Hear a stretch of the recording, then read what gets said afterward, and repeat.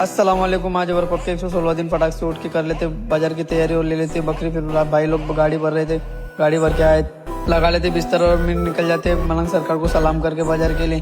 फिर रास्ते में आके पी लेते चाय और चाय पीने के बाद निकलने लगते। तो हमारे रास्ते में ही गाड़ी ज़्यादा लोड होने की वजह से हमारे बकरे गिर चुके थे, तो फिर पार्टीशन खोल के उनको कर लेते सही से।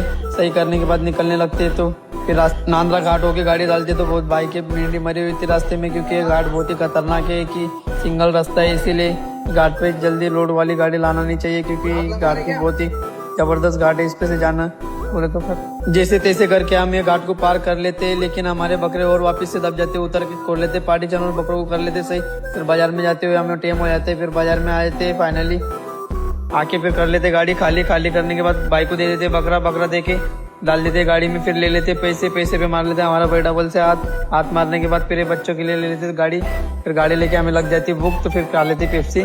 फिर बाजार हो जाते पूरा खाली। खाली होने के बाद निकलने लगते, खा लेते अनानास बादाम शेक। फिर निकलने लगते हैं गाड़ी में, सो जाते हैं मस्त से।